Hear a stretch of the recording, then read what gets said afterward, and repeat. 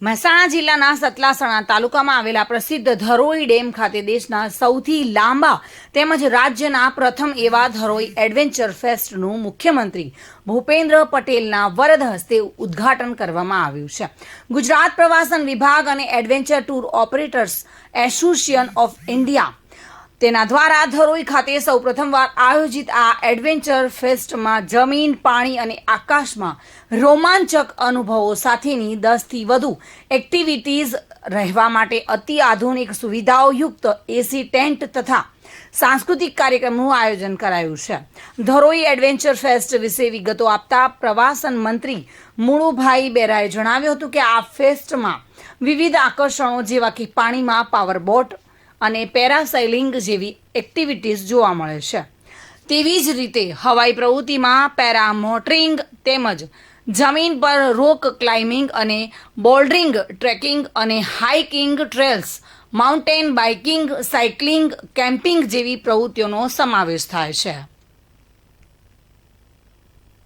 આ ઉપરાંત પ્રવાસીઓના ઉત્તમ રહેઠાણ માટે અતિ આધુનિક એસી ટેન્ટ સિટી, જેમાં વિવિધ કેટેગરી જેવી કે દરબારી tent, premium tent, deluxe tent સહિતના કુલ 21 જેટલા ટેન્ટ અને અંદાજિત 100થી વધુ બેડની એસી ડોમેટ્રી તેમજ જમવા માટેની આધુનિક ડાઇનિંગ હોલની સુવિધાઓ પણ ઉપલબ્ધ કરવામાં આવી છે.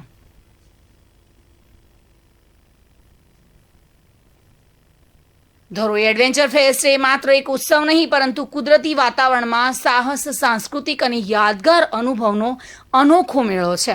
આ વેકેશન દરમિયાન તમારા પરિવાર અને મિત્રો સાથે ધરોઈની મુલાકાત લઈને એક રોમાંચક અને યાદગાર અનુભવ માણવા માટે પ્રવાસન મંત્રીએ સર્વ પ્રવાસીઓને આમંત્રિત કર્યા છે. આજથી ધરોઈ એડવેન્ચર ફેસ્ટની શરૂઆત કરવામાં આવી છે.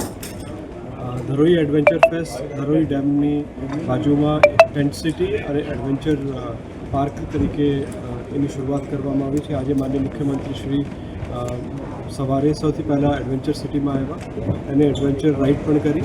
એ પછી ટેન્ટ સિટીનું ઉદ્ઘાટન કર્યા અને આ બંને ખુલ્લું મૂકવામાં આવ્યા છે.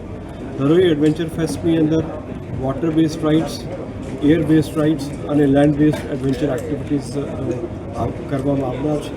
લગભગ 80થી 90 અલગ અલગ રાઇડ્સ અને ઓપરેટર્સ આ તમામ સમયગાળા દરમિયાન અહીંયા હાજર રહેશે અને તમામ પ્રકારની જે એડવેન્ચર એક્ટિવિટી છે ધરોઈના પિક્ચરિસ્ક બેકગ્રાઉન્ડમાં આ છે. એની અંદર મોટરબોટ, સ્પીડ બોટ, જેટ સ્કીઝ અને એર માટે જે પેરામોટરિંગ, હોટ એર બલૂન, આ તમામ પ્રકારની એક્ટિવિટીઝ, ઝિપ લાઇનિંગ, ઝોર્પિંગ, આ તમામ પ્રકારની એક્ટિવિટીઝ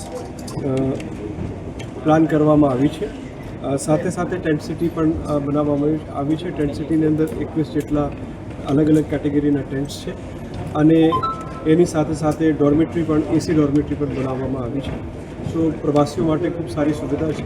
સર્કિટ રૂટ્સ અલગ અલગ પ્રકારના ક્રિએટ કરવામાં આવ્યા છે કે જે લોકો અહીંયા આવે, સવારે સાંજે દિવસે અલગ અલગ પ્રકારની એક્ટિવિટીઝ માણી શકે, પછી અહીંયા રોકાય તો એ અલગ અલગ સર્કિટ્સ ઉપર તરંગા હિલ છે, વડનગર છે, પોલો ફોરેસ્ટ છે, અંબાજી છે, આ તમામ જગ્યાની પણ મુલાકાત સાથે સાથે લઈ શકે છે. સો ધરોઈને એક અલ્ટરનેટ ટુરિસ્ટ ડેસ્ટિનેશન તરીકે આપણે ઊભા કરીએ છીએ, વિકસિત કરીએ છીએ. આપ જોઈ શકો છો અત્યારે આપણે જે વિસ્તારમાં છે ડાઇક 2 છે. ડાઇક 2ની બાજુમાં આ તમામ ગતિવિધિઓ શરૂ છે. ડાઇક 1ના જે એરિયા છે ત્યાં ધરોઈનું આખું જે એડવેન્ચર અરીના જે કાયમી વ્યવસ્થાઓ છે એ અત્યારે ત્યાં બાંધકામ ચાલુ છે. એટલે આપણે ડાઇક 2ની વિસ્તારમાં આ તમામ ગતિવિધિઓ રાખી છે અને આવનાર સમયમાં આખું ધરોઈ ડેમ રિજનમાં ખૂબ અલગ અલગ પ્રકારની હોટેલ્સ, રેસ્ટોરન્ટ્સ, અનેક પ્રકારના ગતિવિધિઓ, એડવેન્ચર સ્પોર્ટ્સ, આ તમામ ગતિવિધિઓ કાયમી તરીકે અહીંયા ઊભી કરવામાં આવનાર છે. અત્યારે જે કામો ચાલે છે એ કામો પણ લગભગ 26 સુધી પૂરા થશે.